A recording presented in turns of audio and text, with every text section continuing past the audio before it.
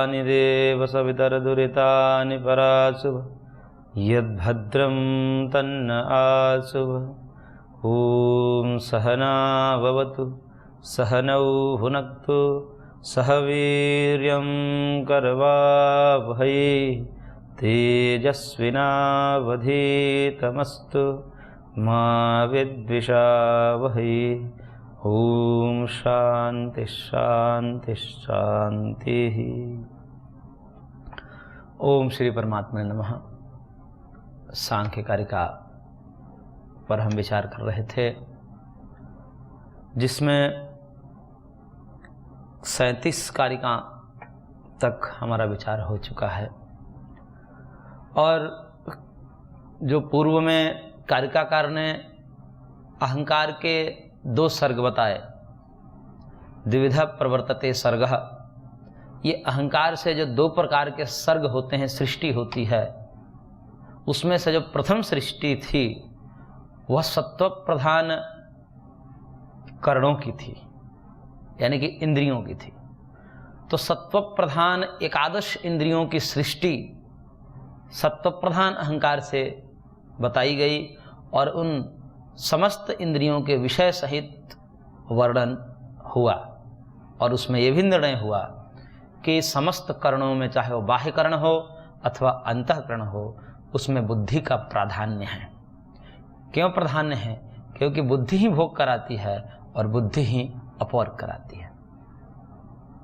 भोग और अपवर्ग का साक्षात संबंध आत्मा के साथ बुद्धि का है, इसलिए बुद्धि का प्राधान्य है। बाकी सब सहयोगी हैं, उसका मना नहीं है, कर्ण सब है, इसलिए ज्ञान के साधन और भोग के साधन तो समस्त इंद्रियां बनेगी, चाहे वो बाहरी इंद्रियां हो अथवा आंतरिक इंद्रियां अंतःकरण हो, सब भोगों के प्रति कारण तो बनेंगे ही। लेकिन उसमें भी क्योंकि व्यक्ति की एक स्वाभाविक मनोवृत्ति होती है प्रधान गुण भाव देखना, तो उस कारण से वहाँ पर बुद्धि का प्राधान्य सिद्ध किया गया।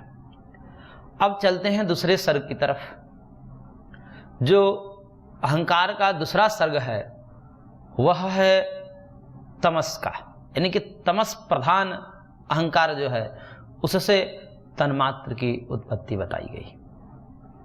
और उस तन्मात्र की उत्पत्ति के विषय में कह रहे हैं कारिकाकार 38 नंबर कारिका में, तन्मात्रान्य विशेषास्तेभ्यो भूतानि पंच पंचभ्यः यते स्मृता विशेषाः शान्ताः घोराश्च मूढ़ाश्च। कह रहे हैं कि तन्मात्राणि अविशेषाः, ये तन्मात्र को अविशेष शब्द से भी कहते हैं। विशेषा विशेष लिंग मात्राणी गुण प्रमाणी, ये गुणों के जो पर्व हैं, यानी कि जो विस्तार हैं, वह विशेष अविशेष लिंग और लिंग मात्र ऐसा करके 4 भेद बताए हैं महर्षि पतंजलि ने योग शास्त्र में। तो उसी को यहाँ पर अविशेष शब्द से कहा गया है। अविशेष शब्द का प्रयोग जो है वह तन्मात्र, अहंकार और ऐसे 6 ही होते हैं, लेकिन कहीं कहीं बुद्धि को भी ले लेते हैं तो 7 हो जाते हैं।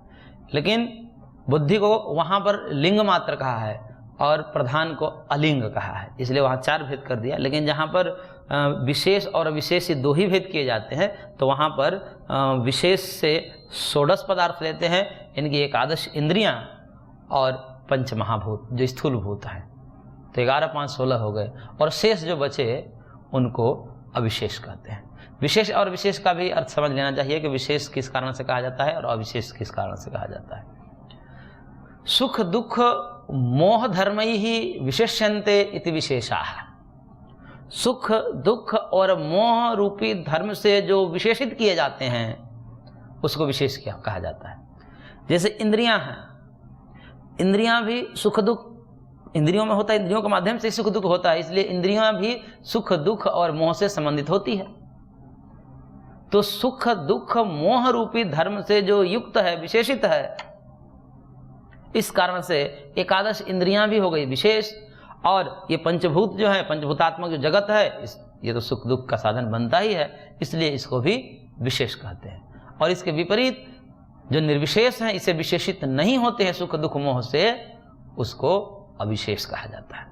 तो जो पंच तन्मात्र हैं, यानी कि पंचभूतों के भी जो कारण हैं, पंचभूत स्थूल हो गए, और इन स्थूल पंचभूत के भी जो कारण है, जिसे सूक्ष्म भूत या तन्मात्र यहां पर कहा गया है, उस तन्मात्र में सुख दुख का संबंध सीधा सीधा मनुष्य का नहीं होता है, क्योंकि मनुष्य में इतनी क्षमता नहीं है, साधारण मनुष्यों में, योगियों को छोड़ करके, कि वह तन्मात्र को विषय बना पाए। तन्मात्र को विषय नहीं बना पाते। जो सूक्ष्म, यानी कि जो पृथ्वी के भी जो कारण है वो गंध तन्मात्र, जल के कारण है रस तन्मात्र, तेज का कारण है रूप तन्मात्र, वायु का कारण है स्पर्श तन्मात्र, आकाश का कारण है शब्द तन्मात्र। उन सूक्ष्म तन्मात्रों का विषय मनुष्य की इंद्रियां या मनुष्य नहीं बना सकता, उनमें सामर्थ्य नहीं है। इसलिए इसको सुख दुख से जो विशेषित नहीं है वह अविशेष है, इस कारण से इसको अविशेष कहा गया है। तो ये जो तन्मात्र हैं, ये पंच तन्मात्राणि अविशेषाः, जो अविशेष हैं, तेभ्यः पंचभ्य पंचभूतानि, उन तन्मात्र से भी जो प्रवृत्त हुआ जगत वो पांच तन्मात्र हैं, तो पांचों से पंचभ्य, तेभ्यः पंचभ्य, उन पांचों से, यानी कि उन पांच तन्मात्रों से पंचभूतानि, पांच भूत बने, यानी कि स्थूल भूत, पृथ्वी आदि। और एते स्मृत अविशेषाः शांता घोराश्च मूढ़ाश्च, और ये जो प्रवृत्त हुए पंचभूत, इसको विशेष कहा जाता है, अविशेष तन्मात्र को कहा जाता है, और पंचभूतों को विशेष शब्द से महर्षियों ने कहा है। और ये जो विशेष हैं वो कैसे होते हैं? शांताः घोराश्च मूढ़ाश्च। शांत मतलब सुख कारक, घोर मतलब दुख कारक, नहीं कहते घोर कलयुग आ गया मतलब दुख वाला कलयुग आ गया। तो शांत सुख कारक, घोर दुख कारक, और मूढ़ मतलब मोह कारक, अज्ञान कारक। तो ये पांचों भूत जो होते हैं वो सुख कारक भी होते हैं, दुख कारक भी होते हैं, और मोह कारक भी होते हैं। जैसे आप आकाश को ही ले लीजिए। आकाश, जैसे हम निकल रहे हैं घर से, घर में प्रवेश कर रहे हैं, तो ये आकाश क्या होता है? सुख कारक होता है। आकाश ना हो तो हम कहाँ निकलेंगे, कहाँ जाएंगे आएंगे? आकाश क्या है? अवकाश प्रदान करता है, खाली स्थान देता है हमें, जाइए आइए। तो इस कारण से आकाश जो है सुख कारक भी है। वहीं आकाश जो है, बाहर हैं हम और तपती दोपहरी है, तो उसमें दुख देने लगता है वही आकाश। वही आकाश है, दुख भी देने लगता है। और वही आकाश जब बवंडर आदि आ जाए, उसमें धूल आंधी भर जाए तो मोहित भी कर देता है। या कहीं हम प्रविष्ट कर जाए जंगल आदि में, कुछ दिख नहीं रहा है, वो आकाश तो है, चारों तरफ हमें दिख रहा है, लेकिन दिग्भ्रमित हो गए, कौन सी दिशा है, किधर जाना है। तो इस प्रकार से वही आकाश जो है हमें मोहित भी कर देता है, भ्रमित भी कर देता है। तो इसी प्रकार से समस्त भूतों को समझना चाहिए। पंचभूत में तीन धर्म हैं, शांत हैं, सुख कारक हैं, दुख कारक हैं, और मोह कारक हैं। तो शांताः घोराश्च मूढ़ाश्च, ये विशेषों के धर्म हैं। तो विशेष और अविशेष, यहाँ पर ये बात पूरी हो गई। यानी कि कुल मिलाकर जो सृष्टि के विस्तार हैं वो यहाँ पर पूरा हो जाते हैं।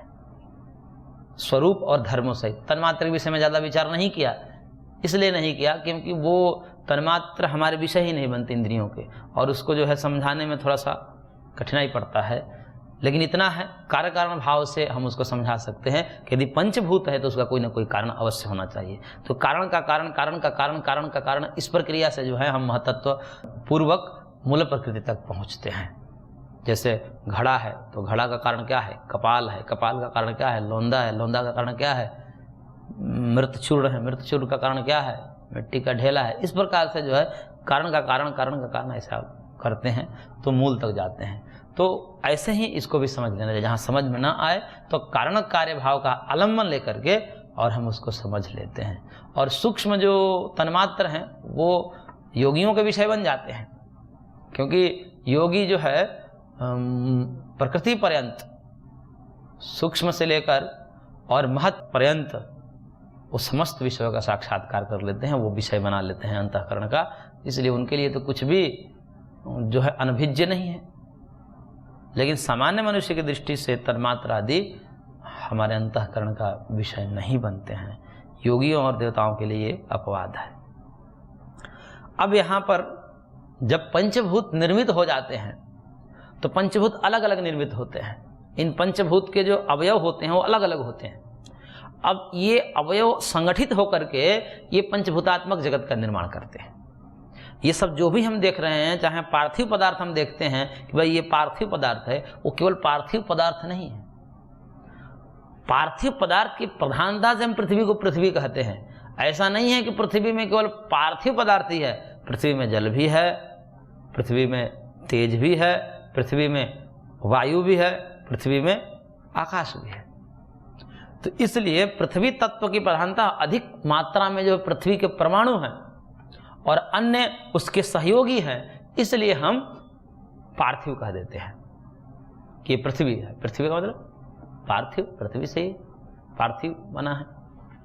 तो पृथ्वी जो है, जो वर्तमान पृथ्वी हम जिसको पृथ्वी कहते हैं, ये पृथ्वी भी शुद्ध पृथ्वी नहीं है।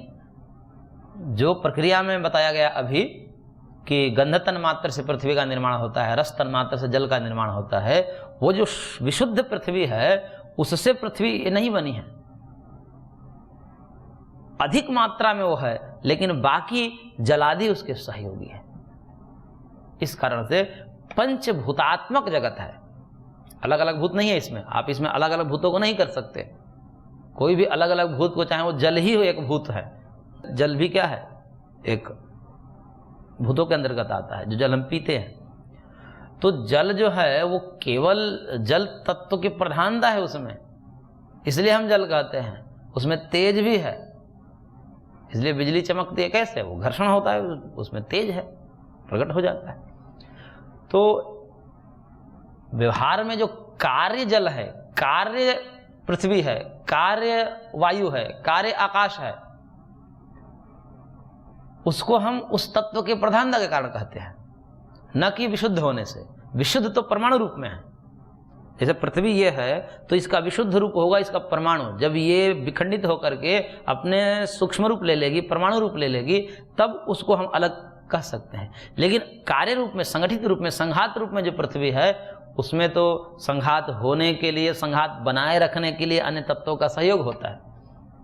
अब जैसे परमाणुओं को आपस में संयोग कराना है, तो जो पार्थिव परमाणु होते हैं वो कठोर होते हैं, उनका खर स्वभाव होता है, यानी कि वो जो है रुखरे होते हैं, और रुखरे होने से वो चिपक नहीं सकते एक दूसरे के साथ। तो फिर जल का संयोग होता है, तब वो चिपक जाते हैं।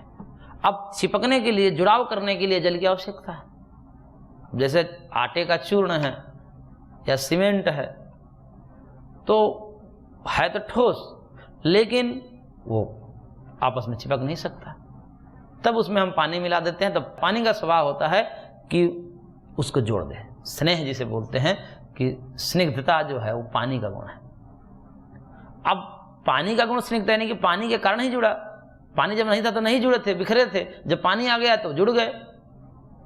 तो इसका तात्पर्य है कि जहां जहां भी संगठन है, जहां जहां भी परमाणुओं का संगठन है, वहां वहां जल की विद्यमानता माननी पड़ती है। इसलिए पार्थिव पदार्थ को जब हम गर्म करते हैं, उच्च तापमान पर जब हम गर्म करते हैं, तो वो लिक्विड रूप ले लेता है, क्योंकि उसमें जल है। ऐसे भले ही नहीं देखता, लेकिन अन्य प्रोसेस से हम उसको, कोई भी ऐसा पार्थिव पदार्थ नहीं है जो लिक्विड रूप ना ले। कुछ अपवाद हैं, कपूर आदि जो है वो सीधे उड़ जाते हैं, लेकिन अधिकतर जो पदार्थ है पार्थिव, उनमें जल होता है। तो कहने का तात्पर्य है कि जब पंचभूतों का निर्माण हो गया, तो पंचभूतों के निर्माण होने मात्र से जगत नहीं बना, अभी तो पंचभूतों का एक निश्चित संगठन बना। एक निश्चित अनुपात में जब चीजें संगठित हुई, तब जाकर के पृथ्वी रूप आ गया, जल रूप में आ गया, वायु रूप में आ गया, और शरीर रूप में आ गया, इत्यादि। तो अब यहाँ पर, क्योंकि यहाँ शास्त्र सीधे सीधे केवल पृथ्वी की उत्पत्ति आदि से तो काम नहीं चलता, पृथ्वी आदि की भी उत्पत्ति किस लिए हुई है, तो अंततः कहना पड़ता है कि भाई जीवधारी शरीरधारी के लिए ही हुआ है। ये जीवों के लिए ही पृथ्वी आदि का निर्माण हुआ है। तो इसलिए अब चर्चा का विषय यह है कि ये जो शरीर आदि हैं ये कैसे बनते हैं और कितने प्रकार के शरीर होते हैं, तो उसके लिए कारिका संख्या 39 में कारिकाकार कह रहे हैं, सूक्ष्मा माता पितृजाः सह प्रभूतैस्त्रिधा विशेषा स्युः सूक्ष्मास्तेषां नियताः माता पितृजा निवर्तन्ते। कहने के देखिए 3 प्रकार के यहाँ पर शरीर की चर्चा महर्षि ने की। त्रिधा विशेषा स्युः, 3 प्रकार के विशेष हैं। विशेषा सूक्ष्मा माता पितृजा प्रभूतैः सह त्रिधा स्युः, ये 3 प्रकार के हैं विशेष। इनको विशेष शब्द से कहा गया है क्योंकि ये जो बाहरी जगत है वो तो विशेष है, इसमें सुख दुख मोह है ही, और शरीर है इसमें भी पंचभूत है तो भी सुख दुख मोहात्मक है। अब बचा सूक्ष्म शरीर, सूक्ष्म शरीर को यहाँ पर भी विशेष शब्द से कहा गया। वैसे सूक्ष्म शरीर में तन्मात्र है, उन तन्मात्र को अविशेष कहा जाता है, लेकिन इसको यहाँ पर सूक्ष्म शरीर को विशेष शब्द से कहा गया। विशेष शब्द का कारण इसलिए है कि सूक्ष्म शरीर का 18 तत्व हैं, आगे बताए जाएंगे, और 18 तत्वों में से 11 तत्व तो जो है 11 क्या 11 12 13 और 13 और 5 इधर 18, 13 तत्व जो हैं वो तो इंद्रियां ही हैं, चाहे वो अंतःकरण हो और बाह्यकरण हो। तो अंतःकरण और बाह्यकरण की दृष्टि से 13 तत्वों की अधिकता तो है सूक्ष्म शरीर में इंद्रियों की, करणों की, और 5 ही अविशेष है, अधिकतर तो विशेष है। इस कारण से यहाँ पर सूक्ष्म शरीर को विशेष शब्द से कहा है। तो विशेषाः सूक्ष्माः, ये जो विशेष हैं यानी कि विशेष इंद्रियों सहित 11 इंद्रियों का भी विशेष कहा जाता है और पंचभूतों को विशेष कहा जाता है। विशेष का एक और तात्पर्य होता है कि जिसके बाद अब कार्य न हो, जो अंतिम कार्य हो उसको भी विशेष कहा जाता है। जो अंतिम कार्य है, यदि हम सृष्टि क्रम देखें तो मूल प्रकृति का जो अंतिम तत्व क्या है, जिसके बाद और कुछ नहीं बना है, तो हम देखते हैं कि उधर सात्विक अहंकार में 11 इंद्रियों के बाद कुछ नहीं बना, 11 इंद्रियों से और कुछ नहीं बना, और इधर जो है पंचभूतों के बाद कुछ नहीं बना। तो इसलिए जो जिसके बाद अब कुछ नहीं बचा, अंतिम कार्य होने से भी उसको विशेष कहा जाता है। तो अंतिम कार्य के बाद जो है फिर संगठन होता है और फिर जगत का निर्माण होता है, तो चाहे वो पृथ्वी आदि के रूप में है या शरीर आदि के रूप में है। तो यहाँ शरीर की दृष्टि से विचार किया गया है, तो कहा गया है कि त्रिधा विशेषास्य हो, ये 3 प्रकार के विशेष हैं। वह है शरीर के रूप में, पहला सूक्ष्म, सूक्ष्म शरीर है। दूसरा है माता पितृजाः, माता पिता से उत्पन्न स्थूल शरीर है, माता पिता से उत्पन्न स्थूल शरीर। तो सूक्ष्म शरीर, स्थूल शरीर और प्रभूत ही स, इनके साथ जो है प्रभूत, प्रभूत मतलब प्रकृष्ट रूप से जो प्रकृष्ट भूतानि इति प्रभूतः, तो प्रकृष्ट भूतों से जो जब बना ये पूरा जगत, जिसमें पेड़ पौधे आदि से लेकर के सबकी उत्पत्ति हुई है साथ साथ, तो वो सब को प्रभूत कह करके कारिकाकार ने संबोधित किया। तो इसमें जो है उसमें विशेषण ये रहा कि सूक्ष्माम तेषाम नियताः, इन तीनों में से यानी कि सूक्ष्म माता पितृ से उत्पन्न, स्थूल और प्रभूत। प्रभूत मतलब आप स्थूल शरीर को छोड़ करके बाकी सब ले लीजिए, ये जितने भी पेड़ पौधे स्थावर हैं उनके, और स्थूल शरीर में तो बाकी जीव जंतुओं के कीड़े मकोड़े के भी आ जाएंगे, और प्रभूत में ये वृक्ष, वनस्पति, लता, गुल्म, वितान आदि जो हैं प्रभेद, वो सब आ जाएंगे। तो इन तीनों प्रकार के शरीरों में एक विशेषता बता रहे हैं कि सूक्ष्माः तेषाम नियताः, इन तीनों शरीरों में जो सूक्ष्म शरीर होता है वह नियत होता है। नियत का मतलब वो खत्म नहीं होता, नष्ट नहीं होता, बना रहता है लंबे समय तक, इसलिए नियता का अर्थ जैसे नित्य भी करते हैं।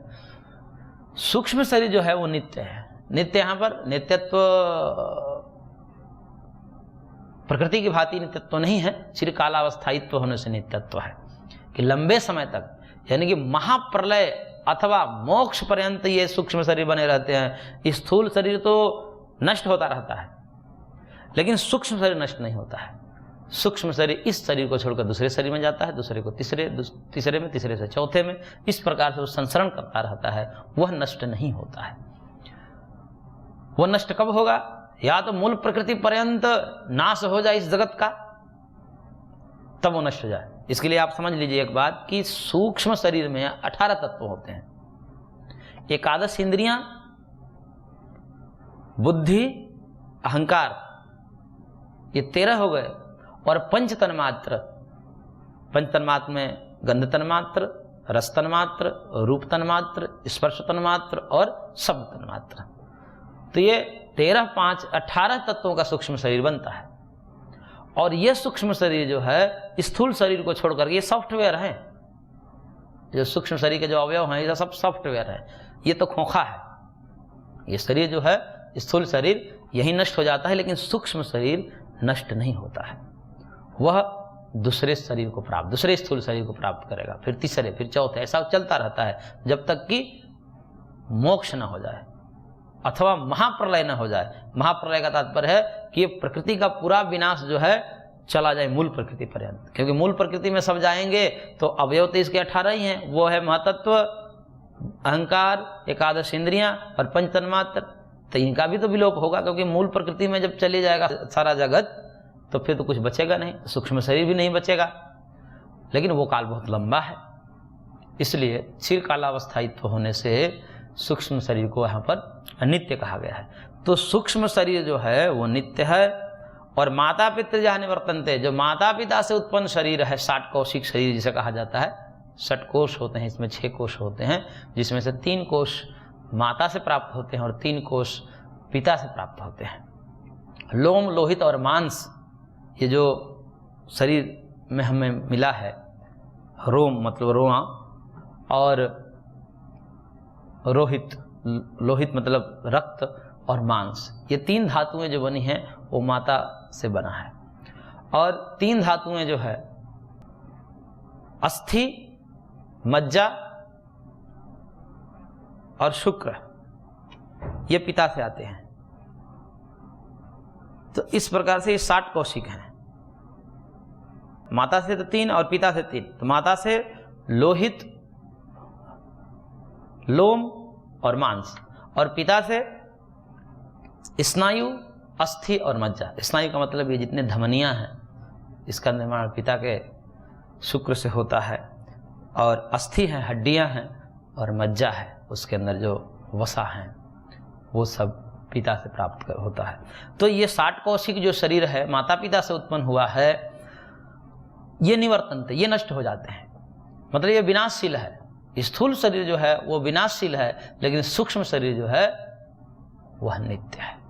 तो इस प्रकार से सूक्ष्मा माता पितृजा सह प्रभुत त्रिधा विशेषास्यु सूक्ष्मास्तेषां नियताः माता पितृजा निवर्तन्ते, जिनमें से सूक्ष्म शरीर तो नित्य होता है, और स्थूल शरीर जो होता है, जो माता पिता से प्राप्त है, मनुष्यों का या पशु पक्षी कीड़े मकोड़ों का, वो सब के सब माता पिता से उत्पन्न जो स्थूल शरीर है वह नाशवान होते हैं।